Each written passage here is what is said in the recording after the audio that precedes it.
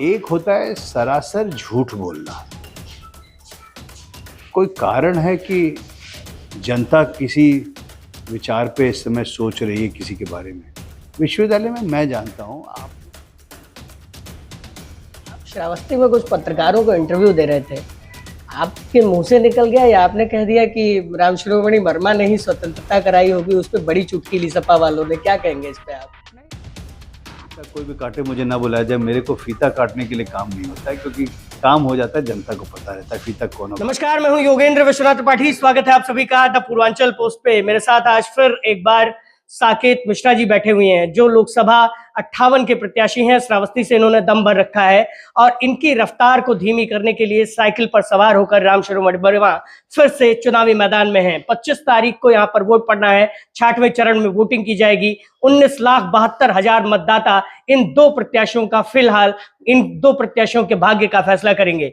मैं आपसे ये जानने की कोशिश करूंगा, साकेत मिश्रा से ये जानने की कोशिश करूंगा कि उनके दिमाग में क्या है, क्योंकि यहाँ पर भुखमरी, गरीबी और बेरोजगारी जैसी तमाम प्रमुख समस्याएं हैं। क्योंकि हम लोग लगातार क्षेत्र में हैं और यहाँ पर 10 साल से भारतीय जनता पार्टी की सरकार केंद्र में रही है और 7 साल से भारतीय जनता पार्टी की सरकार प्रदेश में है। योगी आदित्यनाथ और नरेंद्र मोदी लगातार प्रदेश और देश के लिए काम कर रहे हैं, लेकिन काम का कितना असर बलरामपुर में हुआ है, उसकी जमीनी हकीकत आप हमारे लगातार पेज और हमारे चैनल पर देख रहे हैं। हम साकेत मिश्रा से ये जानने की कोशिश करेंगे कि वो अगर जीतते हैं तो उनकी पार्टी की योजनाएं क्या हैं और उनके पास क्या प्लान ऑफ एक्शन है, जिससे वो चुनाव में इस बार बाजी मार पाएंगे। क्योंकि 5,000 कुछ वोटों से भारतीय जनता पार्टी के प्रत्याशी दद्दन मिश्रा 2019 में लोकसभा चुनाव हार गए थे। सर, स्वागत है। नमस्कार सर, सबसे पहला सवाल यही कि आपके ऊपर तो बड़ा दारोमदार है, क्योंकि ये हारी हुई सीट है, इसको फिर से भारतीय जनता पार्टी की झोली में डालना है और फिर ऊपर से आपके पास 2 जिले हैं, दोनों बेहद पिछड़े हुए हैं। कैसे सब मैनेज होगा सर? तो मैं पहले पिछड़े जिलों की बात कर लेता हूँ। जी सर। पिछड़े जिले में काम करना एक माने से तो अवसर होता है, क्योंकि यहाँ पे छोटे छोटे काम भी होते हैं, उससे हजारों लोगों की जिंदगी में सुधार आ जाता है। वही काम मैं अगर दिल्ली में करूँ तो कोई देखेगा नहीं दूसरी बार मेरे ऊपर। तो इसलिए वो तो अवसर है और यहाँ करने को बहुत है। और सुधार लगातार, सुधार की बुनियाद तो लग चुकी है। आप रोडों को देख लीजिए, 10 साल पहले क्या रोड थी यहाँ पे, आज कैसी रोडें हैं। श्रावस्ती में भी यही यार, श्रावस्ती की रोडें खैर बेहतर हैं, मतलब मेरा व्यक्तिगत मानना है कि औसत रोड वहाँ पे बेहतर है। तो जो सुधार हो रहा है वो तो लगातार हो रहा है। मेरे हिसाब से शिक्षा और स्वास्थ्य प्राथमिकताएं हैं जहाँ पे असली सुधार की ज़रूरत है, और बाकी सब काम करना है। जहाँ तक राजनीतिक सवाल था कि किस तरह से सीट जिताई जाएगी, और 2019 में हम हारे थे, तो मैं कहता हूँ कोई भी जनता के साथ जब मुलाकात होती है, हार हो या जीत हो, क्योंकि किसी को भी 100% वोट तो मिलता नहीं है, तो जो लोग वोट नहीं करते हैं उनसे हम लोग को सीख ज़्यादा मिलती है कि क्या क्या चीज़ें हम लोग को करनी चाहिए। तो उससे हम लोग को कई चीज़ें पता चली हैं कि हम जनता तीव्रता चाहती है विकास में, और जनता चाहती है यहाँ पे उद्योग का लाना, तो जो कि अच्छी चीज़ें हैं। जनता में आकांक्षा बढ़े तो वो अच्छी बात है। हम लोग के हाथ में है काम करना। जनता जनार्दन हम लोग इसलिए कहते हैं क्योंकि जनता को सच्ची में सब पता रहता है। जब रोष भी रहता है जनता का तो सोच के रोष देते हैं। कभी कभी उस रोष की वजह से जनता का नुकसान होता है। अगर कोई अदृश्य टाइप का सांसद आ जाता है तो काम नहीं होता है, ये विधि का विधान है। पर उससे भी हम लोगों को सबक सीखने की जरूरत है, क्योंकि जनता अपनी प्राथमिकता दिखाती है। तो हम लोग के हाथ में काम है, बाकी मैंने जो है 2 बार राम शिरोमणि वर्मा का इंटरव्यू किया। वो यहाँ से अभी निवर्तमान सांसद हैं, जब तक इलेक्ट नहीं हो जाता है कोई तब तक के लिए। तो उन्होंने कहा हमने काम तो खूब किया, लेकिन भारतीय जनता पार्टी वालों ने केवल उसका फीता काट दिया और हमें बुलाया तक नहीं। हमने जब मंत्रालय में जाके शिकायत की तब जो है ये चीजें होनी शुरू हुई कि हमें फीता काटने का मौका मिला। तो इस बारे में क्या आप कहेंगे? वो अपने काम गिनाते हुए कहते हैं कि हमने सड़कें बनवाई, रेलवे की तमाम सुविधाएं की और तमाम काम वो गिनाते हैं। मुझे तो इतना याद भी नहीं, विश्वविद्यालय, तमाम चीजें उस तरह से। एक टॉपिक पे तो मैं थोड़ा सा अपना रोष जरूर जाहिर करूंगा जी। वो है विश्वविद्यालय। जी क्योंकि उसके लिए मुझे पता है कि मुझे डांट भी पड़ी है जी बार बार मांगने के लिए, और आसान नहीं था। बिल्कुल। वैसे ही अंडरपास था, जी कोई कहीं नहीं गया था। फीता कोई भी काटे, मुझे ना बुलाया जाए। मेरे को फीता काटने के लिए काम नहीं होता है, क्योंकि काम हो जाता है, जनता को पता रहता है फीता कौन काटे। तो इसलिए मैं और उनके ऊपर मैं टिप्पणी नहीं करना चाहूँगा, क्योंकि उचित नहीं है। जनता को पता है कि किसने क्या काम किया है। इसीलिए मेरे को शर्म नहीं आती है दिखाने में कि मैं 1 साल से एमएलसी हूँ। उससे पहले 1 रुपया भी मैंने सरकार का नहीं लिया था। जब जी मैं पूर्वांचल विकास बोर्ड में था, मैं तनख्वाह भी नहीं लेता था। जो काम हुए हैं वो हुए हैं।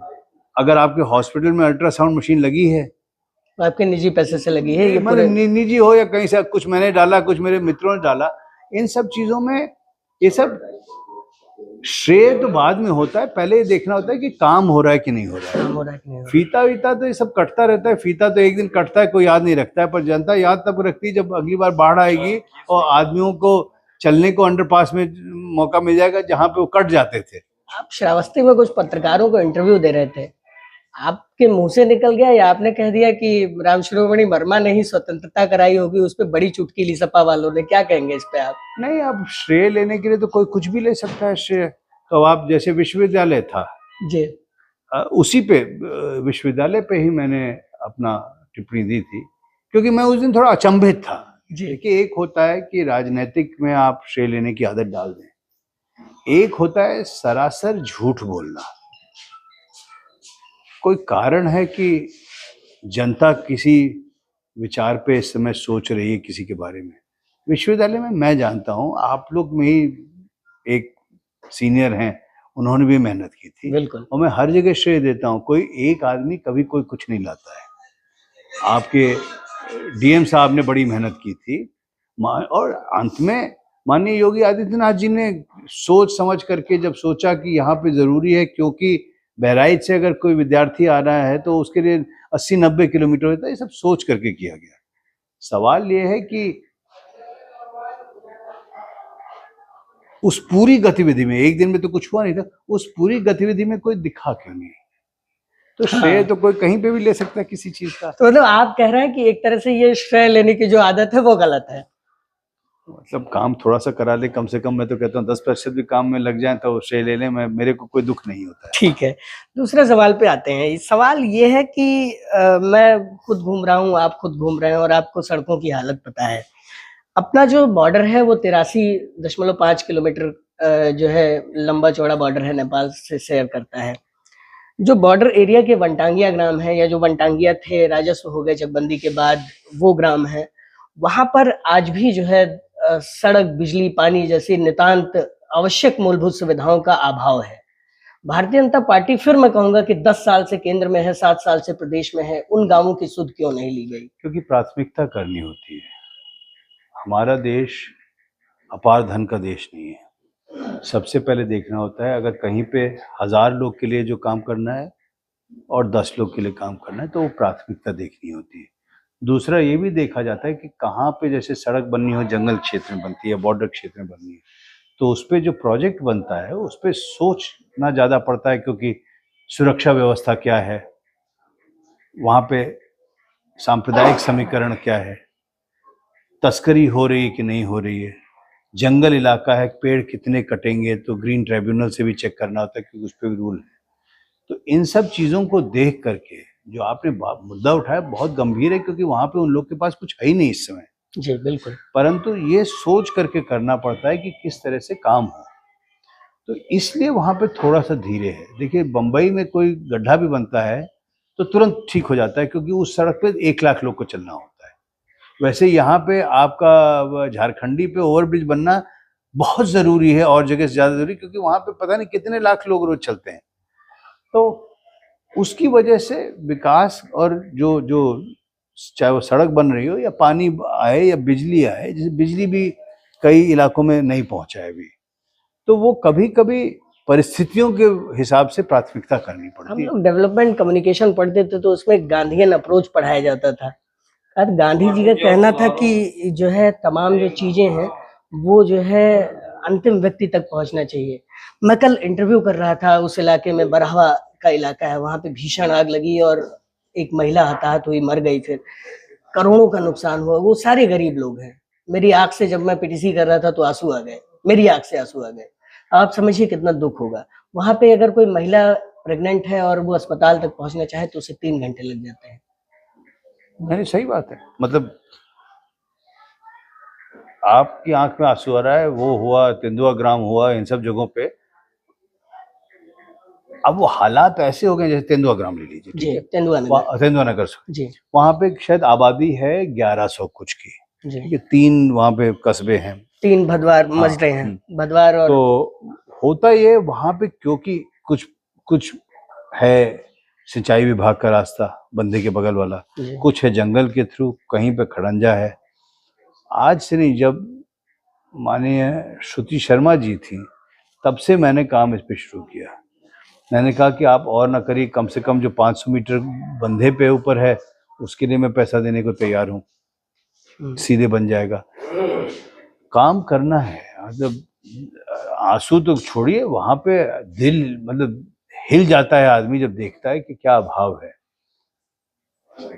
पर सड़क के साथ साथ वहां पे भी हम लोग को नए तरीकों से सोचने की जरूरत है कि किस तरह, अगर कोई महिला है जो कि बीमार पड़ रही है तो उसको वहां पे दवा किस तरह से पहुंचाई जा सकती जल्दी।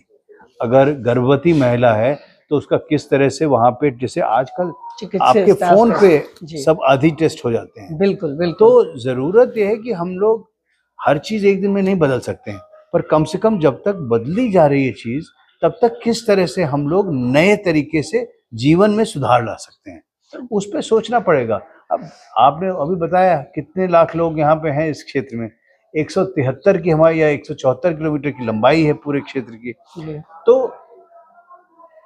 और अगर मैं कह दूं कि सब जगह मैं कर दूंगा काम, तो उतना है नहीं कभी भी। 3300 वर्ग किलोमीटर का ये जिला है, और ये जिला श्रावस्ती जिला वो भी मैं बता रहा हूँ सर। 3300 किलोमीटर का बलरामपुर, 3300 वर्ग किलोमीटर का बलरामपुर जिला है, और लगभग 2200 वर्ग किलोमीटर का श्रावस्ती जिला है। 5000 वर्ग किलोमीटर इलाहाबाद जैसे इलाके को अगर हम देखें तो इसका 2 गुना है। लखीमपुर खीरी को देखें तो इसका 2 गुना है। तो वहां पे विकास पहुंच सकता है। यहाँ पे क्या जनता से नेताओं का लेक ऑफ कम्युनिकेशन हुआ, या जो लोग जीते उन्होंने इसे चारागाह समझ लिया और वो चले गए यहाँ से जीत के? देखिए प्रयागराज वगैरह तो देखिए अर्बन इलाके हैं, तो उनसे कंपेयर करना ही गलत होगा, क्योंकि अर्बन इलाके में सारी आपकी जो जनता होती है वो एक जगह होती है, तो उनको सुविधाएं देना बड़ा आसान हो जाता है। जैसे कोरिया में ब्रॉडबैंड क्यों है सबसे ज़्यादा स्पीड का, क्योंकि वहाँ पे सब लोग हाई राइज में रहते हैं। एक बिल्डिंग में अगर 1000 लोग रहते हैं, वहाँ पे आप ब्रॉडबैंड 1 मिनट में लगा दीजिए। भिनगा में अगर आपको ब्रॉडबैंड पहुँचाना है तो वहाँ पे पहुँचाने के लिए इतना तार लगाना पड़ता है कि सब कंपनी दिवालिया हो जाती पहुँचने में। तो थोड़ा सा तो परिस्थिति में फर्क है, पर देखिए सुधार हो रहा है और मैं आशावादी हूँ। हम लोग को ये भी सोचना चाहिए कि क्या हालात थे। मैंने वो दिन भी देखा है जब हम लोग घाघरा को स्टीमर पे क्रॉस करते थे, पॉन्टून पे क्रॉस करते थे। कभी ऐसा मौका नहीं हुआ जबकि बिना पंचर हुए गाड़ी रेत पे हम लोग क्रॉस कर पाए हैं, कभी भी नहीं, कभी भी नहीं, कभी भी नहीं। ठीक है, तो सुधार हुआ है, रोडें बन गई हैं, चिकित्सा व्यवस्थाएं हो रही हैं अच्छी। हमारी जनसंख्या भी काफी है, जनसंख्या में शिक्षा का अभाव है। तो कभी कभी होता है, जैसे गर्भवती तो बात की बात है, मैं कहता हूँ जैसे कैंसर है, लोग खांसते रहते हैं, अपना टेस्ट नहीं कराते हैं। तो इसलिए कई बार होता क्या है, शिक्षा के अभाव में जो जनता की जरूरतें पूरी भी हो सकती हैं, वो भी इतनी लेट होती हैं पूरी कि मुश्किल पड़ जाती है। तो सुधार हो रहा है। मैं किसी भी हालत में नहीं कहूँगा कि यहाँ सुधार नहीं हुआ है, बहुत कस के सुधार हुआ है। अरे सुरक्षा है आपकी आज की डेट में। आप भगवतीगंज में देख लीजिए, वहां पे 6 बजे लोग अपनी दुकान बंद कर देते थे। आज से 8 साल पहले महिलाएं घर से नहीं निकलती थी, आज निकलते हैं। जनता बहुत आशावादी नजर से साकेत मिश्रा की तरफ देख रही है। साकेत मिश्रा से जनता चाहती है कि उनके परिवार ने जो काम इस पूरे देश के लिए किया वो इस क्षेत्र के लिए कर दें और बहुत बड़ी बात हो जाए। इन दोनों जिलों के लिए क्या विशेष प्लान है आपके पास, जिससे अगर आप सांसद बनते हैं, माननीय सांसद बन के सदन में जाते हैं, तो क्या वो प्रमुख मुद्दे होंगे 3, 4, 5 जिनको आप उठाकर इस क्षेत्र की? बस 4 मुद्दे हैं: शिक्षा, स्वास्थ्य, रोजगार और जन सुविधाएं की आसानी। जन सुविधाएं की आसानी मैं बाद में इसलिए बोलता हूं क्योंकि वो उसमें समन्वय बना करके सबसे काम करना होगा। पहले 3 तो केवल बैठ करके नियोजित तरीके से हम लोग को क्रियान्वयन करना है और अपने आप हो जाएगा काम। ये छोटी सी चीज़ है, आपको उदाहरण देता हूँ। 400 टीचर बलरामपुर से शायद ट्रांसफर होते पिछले साल, वापस आए थे 47 या 44 टीचर। जब पता चला तो रुकवाया गया ट्रांसफर। अंत में शायद केवल 200 गए, बाकी नहीं गए यहाँ से। तो छोटी छोटी चीजें, होता क्या है, हम लोग कभी कभी इतने बड़ी बड़ी बातें कर देते हैं, पर जो विकास की यात्रा है वो एक एक ईंट से बनती है। वो एक एक ईंट धैर्य के साथ काम करना होगा, धैर्य के साथ और थोड़ा आग के साथ, दोनों। डरना नहीं होगा तो काम होगा। और चारों चीज, कोई भी चीज ऐसी नहीं है जो कि हो नहीं सकती है। पर कहीं ना कहीं हम लोग सबको, मतलब जितने लोग हैं, आप यहाँ पे हम लोग बैठे हैं, हम लोग सबको एक और चीज निश्चय करनी पड़ेगी कि हमारी प्राथमिकता क्या है। एक प्राथमिकता हो सकती है छोटी छोटी बातें करना, आपस में लड़ने रहना, थोड़ा बहुत कोर्ट कचहरी के चक्कर में पड़े रहना। जो माननीय प्रधानमंत्री जी बार बार कहते हैं कि कूड़ा अपना घर का साफ करिए, बगल के घर में मत डालिए। बिल्कुल। तो विकास ये है कि विकास में है कि दोनों घर मिल करके एक कूड़ेदान बनवा दें जिसमें सब लोग दोनों जन डालें और नियोजित तरीके से म्युनिसिपल कॉर्पोरेशन उठा के ले जाए। हाँ, नहीं तो यही इसी चक्कर में हम लोग जिंदगी बिता देंगे कि एक दूसरे घर कूड़ा डालते रहेंगे। तो हम लोग को भी निश्चय करना है कि हम लोग अपने जीवन में परिवर्तन चाहते हैं, क्योंकि जब तक कोई नेता नहीं कर सकता है दुनिया में, जब तक जनता नहीं चाहती परिवर्तन। मोदी जी के सफलता का कारण यह है, या योगी जी की सफलता का कारण यह है कि जनता ने, जनाधार ने निश्चय कर लिया कि हम लोग को एक तरीके का विकास चाहिए, जो पहले चला आ रहा था वो नहीं है। मोदी जी के एक बयान से मैं बड़ा दुखी हुआ और तमाम मुस्लिम समाज के भी लोग दुखी हुए, मंगलसूत्र वाला बयान, उसको कैसे आप देखते हैं? मैंने देखा नहीं है, क्योंकि आप तो जानते हैं, मैं इस बयान तो छोड़िए, मैं तो रात के 12 बजे तक जनता के बीच में रहता हूँ। मैं अपने व्यक्तिगत तजुर्बे से कह सकता हूँ, और अब 9 साल लंबा हो गया मेरा तजुर्बा समाज सेवा में, कि किसी भी, मोदी जी तो मेरे से बहुत बड़े हैं, वो मेरे से बात नहीं करते हैं, पर मैं कहता हूँ मेरे से कोई भी वरिष्ठ नेता हो, उसने हमेशा ये कहा है कि बिना वैर भाव के आप सेवा करिए। किसी ने मुझे, आज तक किसी ने मुझे नहीं कहा है कि आप किसी को अलग करके रखिए, बल्कि मेरे को शायद यहाँ भेजा इसलिए गया है, ये दिखाने के लिए कि हम लोग सबका साथ, सबका विकास का जमीन पे उतार कर क्रियान्वयन कर सकते हैं। फिर सर खाई बढ़ती जा रही है हिंदू मुस्लिमों के बीच में, सिख ईसाइयों के बीच में। मैं इसमें विश्वास नहीं करता हूँ। खाई नहीं बढ़ रही है। मैं अभी तो मैं गुरुद्वारे गया था उस दिन, अब कड़ा प्रसाद खाने, तो आपको पता ही है। तो खाई ऐसी नहीं बढ़ रही। देखिए, खाई क्यों बढ़ेगी? आखिर सबको खाना क्या है? वही रोटी दाल। कुछ शाकाहारी है, कुछ नॉन शाकाहारी नहीं है, वो उससे कोई खाई थोड़ी बढ़ती है। सबको रोजगार चाहिए, सबको शिक्षा चाहिए, तो इसमें खाई कहाँ है? अगर सड़क बनती है तो सड़क पे सब चलते हैं। तो हम लोग, अगर वो जो मैंने कहा था ना कि हम लोग को प्राथमिकता अपनी जनता को मिल करके प्राथमिकता करनी है। ये जो ठेकेदार राजनीतिक आ जाते हैं, जो कि हम लोग को आपस में लड़ाने की कोशिश करते हैं, जिससे कि कोई पूछे ना कि सड़क क्यों नहीं बनी। आपने कहा कि उस जो जंगल का इलाका, वहाँ पे आपके आंख में आंसू आए, वो सवाल जरूरी है पूछना। पर गुमराह करने वाला आपको पता है क्या कहेगा? अरे वहाँ पे कोई किसी दूसरे जाति का आदमी था तो इसलिए वहाँ पे उन्होंने नेतागिरी कर ली, इसने नहीं पूछा। वो सवाल जिससे ना पूछे जाएं, इसलिए ये सब किया जाता है। हम लोग, अब भारत माता को लेकर के विवाद जो हुआ था, कोई विवाद की बात है? अरे जिस जमीन ने हम लोग को जिंदा किया, जिसमें हम लोग पढ़े लिखे, जिसमें हम पले पोसे, उसका सम्मान करना कोई खराबी है? उसकी जयघोष नहीं कर सकते। ये, इस बात से तो मैं भी आपके सहमत हूँ। एक आखिरी सवाल मेरा, आप की बड़ी पहचान रही है, आप खुद किसी पहचान के मोहताज नहीं है, अगर आपके परिवार को भी छोड़ दिया जाए तो आप क्या उस अंतर को पाट पाएंगे जो 5000 कुछ वोटों का अंतर था जिससे दद्दन मिश्रा हार गए थे? और वो अंतर अगर पड़ता है तो कितने वोटों से जीतने के लिए आप जो है खुद सोच रहे हैं, या आपका जो आकलन कह रहा है वो कितने वोटों से आप जीत की बाजी मारने वाले हैं? ये सवाल जनता से पूछना बेहतर होगा। मैं जानता हूँ मेरा विश्वास और विचारधारा क्या है। मैं जानता हूँ कितना मैं काम कर सकता हूँ। मैं जानता हूँ कि मैं बिना भेदभाव के काम कर सकता हूँ, और मैं जानता हूँ मैं ईमानदारी से काम कर सकता हूँ। बाकी जनता के ऊपर निर्णय दिया जाए, वो सर्वोपरि है। तो आप आश्वस्त हैं?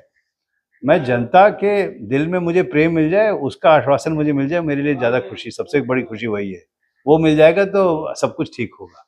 तो साकेत मिश्रा जी अपने जनता के ऊपर आश्वस्त हैं कि जनता जब 25 मई की तारीख होगी तो खूब बढ़ चढ़ कर वोट करेगी, और जहां पर इस तरह की समस्याएं हैं, जहां पर सड़कों का अभाव है, जहां पर स्वास्थ्य की सुविधाओं का अभाव है, अगर ये सांसद बनते हैं तो वो इनकी प्रायोरिटी में होगा। अब देखने वाली बात होगी कि 4 जून को जो नतीजे आते हैं उसमें श्रावस्ती की हारी हुई ये सीट भारतीय जनता पार्टी के अपने खाते में दोबारा डाल पाती है या नहीं। लेकिन हम लगातार आपको चुनावी कवरेज दिखा रहे हैं, हम इसी तरह से आपके नेताओं का इंटरव्यू कर रहे हैं और आप तक वो बात पहुंचाने की कोशिश कर रहे हैं जिससे आपको पता चल सके कि इस चुनावी समर में श्रावस्ती लोकसभा सीट पर चल क्या रहा है। बलरामपुर से मैं योगेंद्र विश्वनाथ त्रिपाठी, द पूर्वांचल पोस्ट के लिए।